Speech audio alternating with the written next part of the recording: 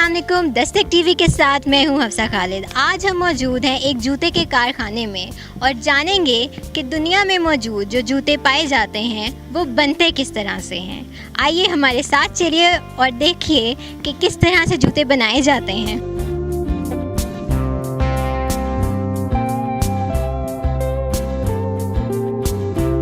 इस वक्त मैं मौजूद हूँ अब्दुल मजीद साहब के साथ। ये हमें बताएंगे कि जूते बनाने का प्रोसेस किस तरह से शुरू किया जाता है। अब्दुल मजीद साहब, सबसे पहले तो बहुत शुक्रिया आपके वक्त का। मुझे बताइए कि इस वक्त ये जो काम कर रहे हैं ये बेसिकली क्या चीज़ हो रही है यहाँ? ये सबसे पहले तो प्लानिंग इशू होती है कि फ्ला प्लानिंग के तहत ये आर्टिकल जो है इसको इतना कटा के तो बनवाना है। उसके बाद हम मटेरियल इशू करते हैं इसके लिए। तो मटेरियल जब इशू हो जाता है फिर इसकी कटिंग होती है। ये कटिंग हो रही है, ये कटिंग करके देंगे। कटिंग के बाद इसका नेक्स्ट प्रोसेस ये होता है कि ये स्कैनिंग में जाती है। स्कैनिंग करके तो इसकी फोल्डिंग करनी होती है।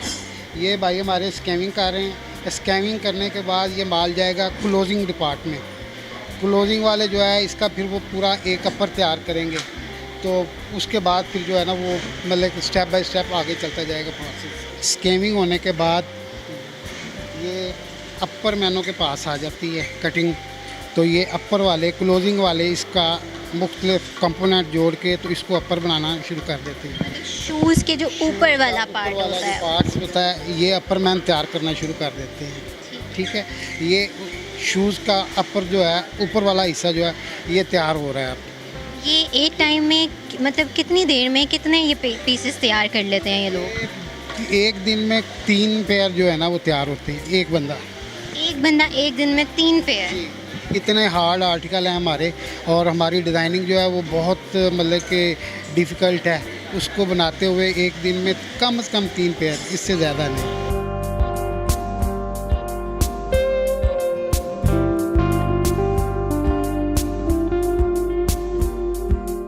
अच्छा, इससे नेक्स्ट स्टेप क्या है? इससे नेक्स्ट स्टेप इसकी लास्टिंग है।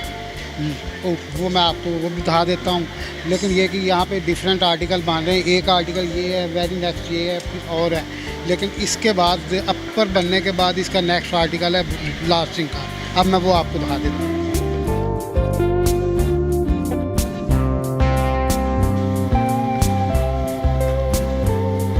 जी, अपर बनने के बाद इधर आता है लास्टिंग पे।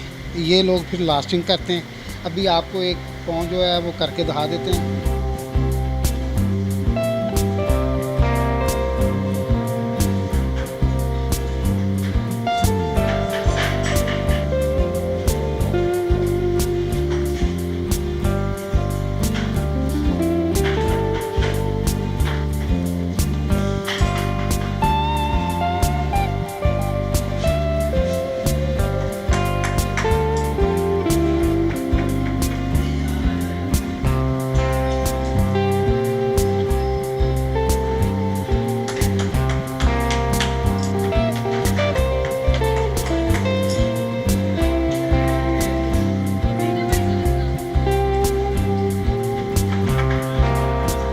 अब इसके बाद ये जाएगा सोल अटैचिंग के लिए।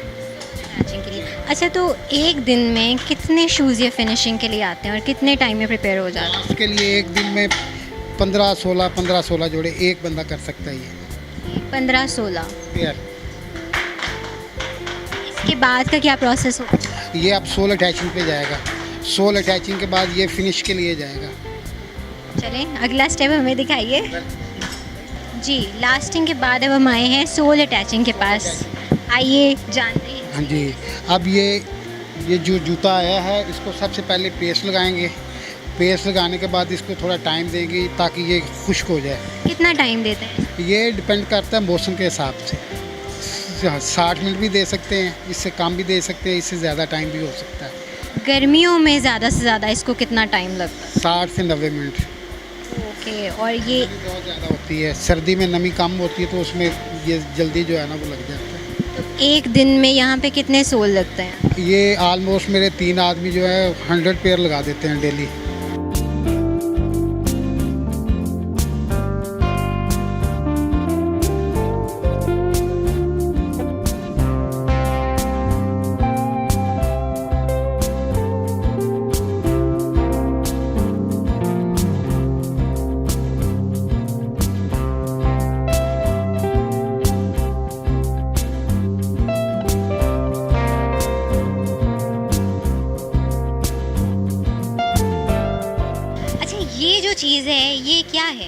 ये टसल लगेगा जूते को। कैसे, कहाँ पे? मैं अभी आपको दिखा देता हूँ, उसका भी प्रोसेस आपको दिखा देता हूँ।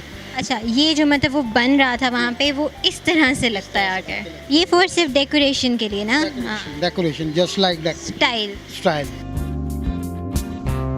नाजरीन, यहाँ पे कुछ हम देख सकते हैं कि ख़वातीन भी काम कर रही हैं। आइए हम इनसे जानते हैं कि इस शू फैक्ट्री में ख़वातीन का क्या किरदार है। जी मुझे ये हमारे पास स्टिचिंग का काम करती हैं और ये मतलब कि एक दिन में हमारे पास 6-7 जोड़े जो है एक लेबर एक खातून जो है ना वो कर देती है 6 से 7 पेयर। इसके ये कंपोनेंट होते हैं, इनको हाथ से ये स्टिच करती हैं और स्टिच करने के बाद ये इस कंडीशन में अपर जो है ना जूते का ऊपर वाला हिस्सा इस शक्ल में तैयार होके आ जाता है।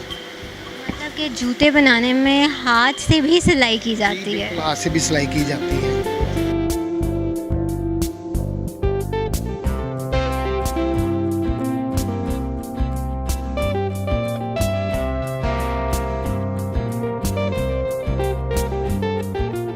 नाजरीन, जिस तरह बकरे और गाय की खाल इस्तेमाल की जाती है जूते बनाने के लिए, उसी तरह क्रोकोडाइल स्किन और सांप की खाल भी इस्तेमाल की जाती है। आइए हम मज़ीद जानते हैं मजीद साहब से कि ये इसको किस तरह से इस्तेमाल करते हैं जूते बनाने के लिए। ये हम इंपोर्ट करते हैं साउथ अफ्रीका से और 2 स्किन लगा के तो ये क्रोकोडाइल का एक पेयर बनता है।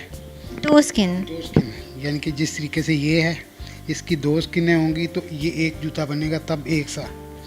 जबकि जो एनाकोंडा है इसका एक सा ग्रेन मिलाने के लिए इसकी कटिंग जो है उसको बड़े हिसाब से करना पड़ता है, क्योंकि एनाकोंडा में सिर्फ और सिर्फ इस चीज़ को मद्देनज़र रखा जाता है कि कटिंग में भी इसका ग्रेन जो है ना वो एक सा मिलता हो पर पेयर का। तो ये आप कहाँ से इसको करते हैं इंपोर्ट? हम इसको साउथ अफ्रीका से इंपोर्ट कर रहे हैं। पाकिस्तान में ये नहीं? पाकिस्तान में ये टैन नहीं हो रहा सही। ये सबसे बेस्ट जो है साउथ अफ्रीका ही का है और वहीं से इंपोर्ट हो रहा है। पाकिस्तान में इस तरह के स्किन के जूते पसंद किए जाते हैं? जी बिल्कुल किए जाते हैं। बहुत शौकीन लोग हैं जूता पहनने वाले। तो इसकी कॉस्ट आपको कितनी आती होगी तकरीबन? कॉस्ट इसकी ये सिर्फ एक शौक ही है, बस ये हम सिर्फ डिमांड एक लोगों की मेक टू ऑर्डर के तहत पूरी कर रहे हैं। इसमें बचता कुछ नहीं, सिर्फ और सिर्फ ये एक अब हमने अपने शौक़ के तौर पे और लोगों को सस्ता जूता देने के लिए इसको शुरू किया हुआ है। इसमें अगर बचत कहें तो वो नहीं है कुछ भी, क्रोकोडाइल में भी और एनाकोंडा में भी। इसकी मैन्युफैक्चरिंग को कितना टाइम लगता है एक आम जूते की निस्बत? कोई इसमें आलमोस्ट आधा दिन जो है एक जूते में ज़्यादा लगता है दूसरे काम की निस्बत।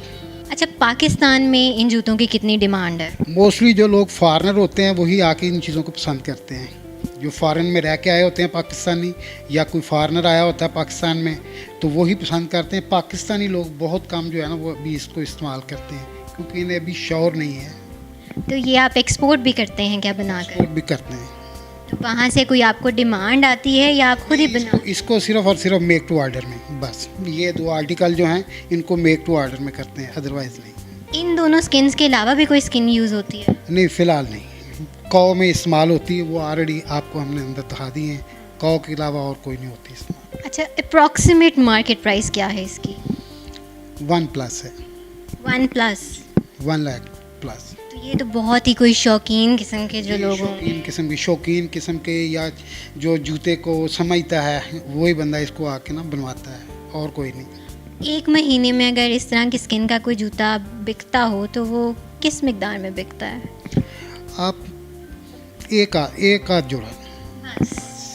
इससे ज़्यादा नहीं। ये आपको नुकसानदेह नहीं साबित होता? बस ये शौक के तौर पे रखा हुआ है, वरना वो कौ के जो जूते हैं वही हम बना के बेच रहे हैं। ये सिर्फ एक शौक़ के लिए, जो कि फरीदुल्लाह खान साहब का शौक़ था, उसको लेके चल रहे हैं। उनके शौक़ की खातिर ये कर रहे हैं। इसकी पायदारी की क्या लिमिट होती है? फेवा का आप जो भी जूता पहनेंगे पायदार होगा, कंफर्ट होगा इंशाल्लाह।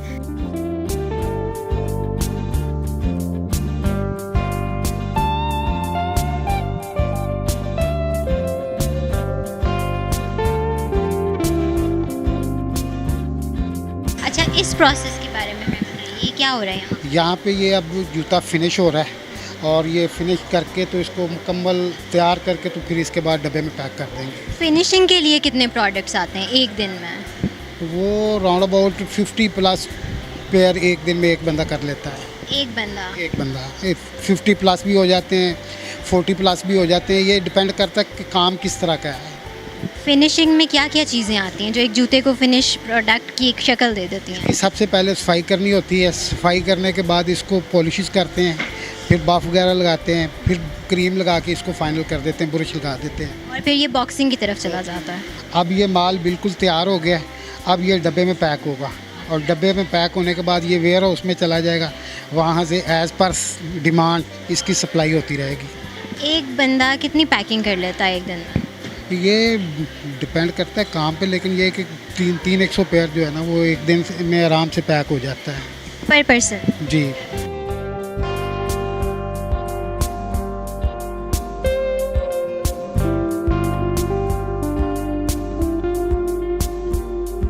तो नाज़रीन, आपने देखा कि किस तरह जूतों की फैक्ट्री में जूते बनाए जाते हैं। ना कि सिर्फ गाय और बकरे की खाल से बल्कि क्रोकोडाइल और स्नेक स्किन से भी जूते बनाए जाते हैं।